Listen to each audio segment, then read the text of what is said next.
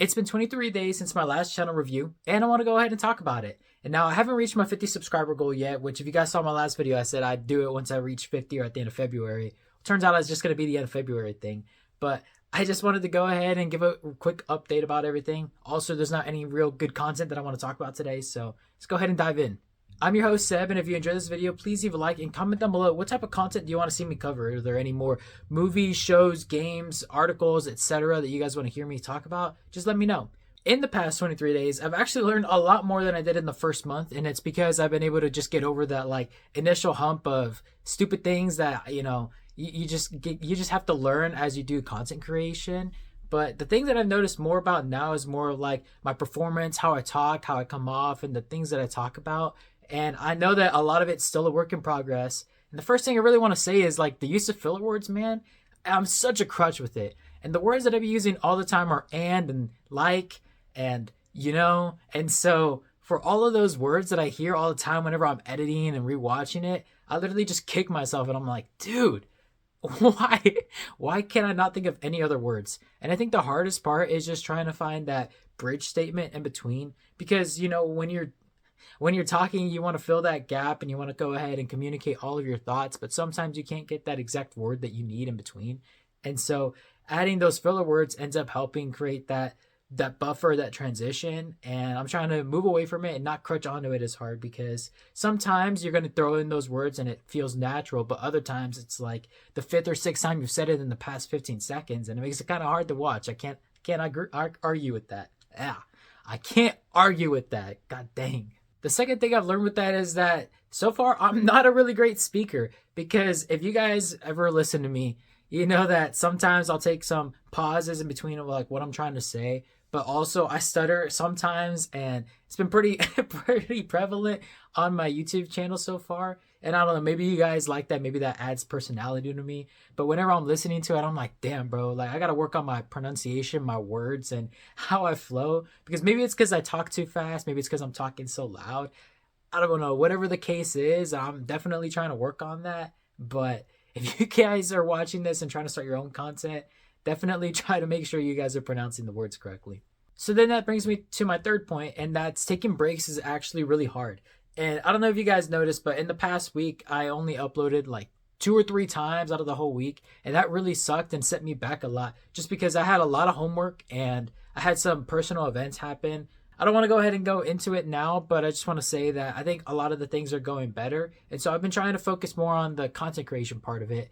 But because of everything that happened and the homework on top of it all, I literally got so far behind. And the thing with content creation is that, especially for my channel, I'm a media reviewer. And so whenever things happen, you usually want to be on top of it. And if you're a few days late, it's usually no biggie, but being a week late or even being 5 days late, I mean, nobody really cares about the topic anymore. And it's even harder to talk about because I guess in my mindset, that's how I see it. Maybe I'm in the wrong. Maybe you guys actually still love hearing about all that. But in my head, if the topic is more than 4 days old, I just feel like I'm beating a dead bush or beating a dead horse or whatever that statement is.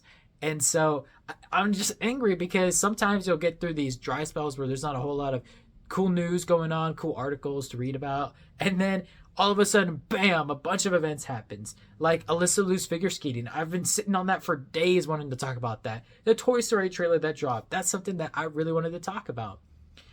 Beast Games, Fallouts, all of these shows that are going on. Just things that I want to cover. And unfortunately, I had that little bit of hiatus. And so it sent me back a little bit.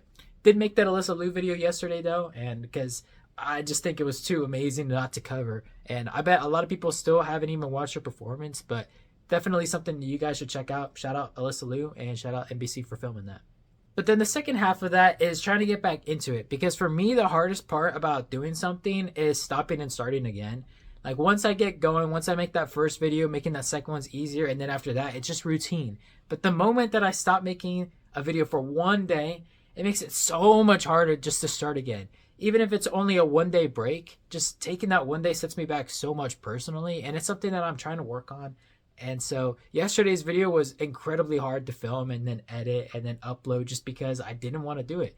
But today's video is so much easier. I literally got home from work and I just jumped in and I was trying to think of all these creative ideas to use and talk about, but nothing was meshing. And so I did the cop out and did the review channel video, but hopefully it's still turning out pretty good. The next lesson that I learned is that being more flowy is better than having all of the right ideas and just sounding correct all the time. Because in my last video and in some of my last few videos, I've really been trying to focus more on talking a lot in segments and trying to make it sound more like a real conversation between me and somebody that I'm seeing right in front of my face. Because I've noticed that I've tried to make a lot of good statements and try to be very precise about what I'm saying, and it doesn't work because I literally have to stop after 10 seconds, look away, look at my notes, try to read it, memorize it, and then try it again, try it again, try it again. And it sucks while editing because it makes it really boring. And it sucks while viewing because I feel like you're just seeing constant break, break, break, break, break instead of just a whole big section of me just talking and really being authentic and genuine with you all. Not to say that I wasn't, but it just feels more real this way. And so with that, trying to be flowy, I've also been trying to insert a little bit of comedy that I have in me because I haven't really done a good job of presenting myself in a funny manner, at least not in my personal opinion on my channel. But I feel like whenever people talk to me in person, like I'm constantly saying some ridiculous bullshit and I'm making myself laugh, and usually that makes somebody else laugh too. And who knows, maybe you guys think that I'm just stupid and maybe I'm not funny, but I'm really working on trying to insert my flow and insert my humor into this thing. That way it can become a little bit more fun, more enjoyable to watch. And hopefully it grows my audience as well with it. But then the last thing that I learned, which is kind of like the biggest duh, is the fact that the better quality of a video that I produce, the easier it is to actually edit.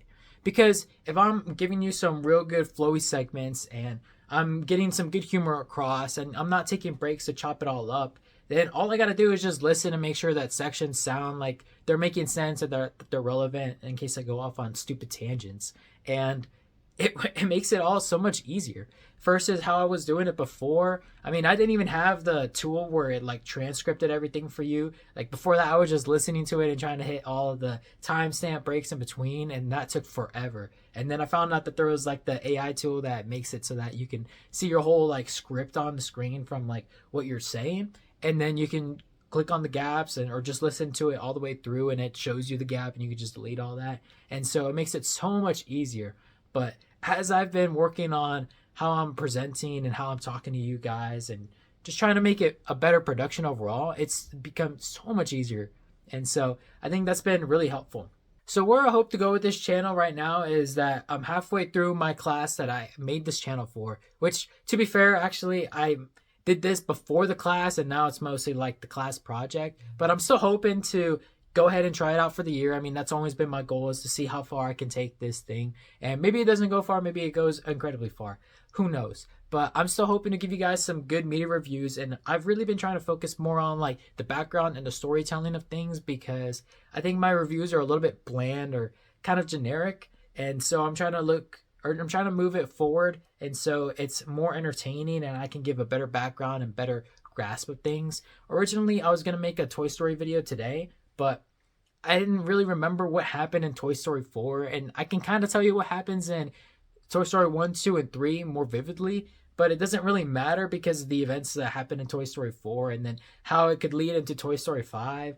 And so I just didn't think I could give a great in-depth analysis about it, but I have a couple of projects cooking in the stands, or I have a couple projects cooking in the stands. And the next real big video that I want to talk about is going to be Beast Game Season 2 because I've been really watching it and I'm going to try to compare it to what happened in Season 1 and the goods and the bads about it. And so hopefully you guys enjoy that video. Stay tuned to it. Regardless, I appreciate you all watching this video and listening. These types of videos don't usually tend to do very popular. And so for the few of you that have been out there and watched this all the way through, shout out you guys. You're seeing my growth and hopefully you believe in me and encourage me. And if not, at least you guys can take it away and maybe use it for your own channels, your own growth, etc. As always though, thank you for watching and have a great day.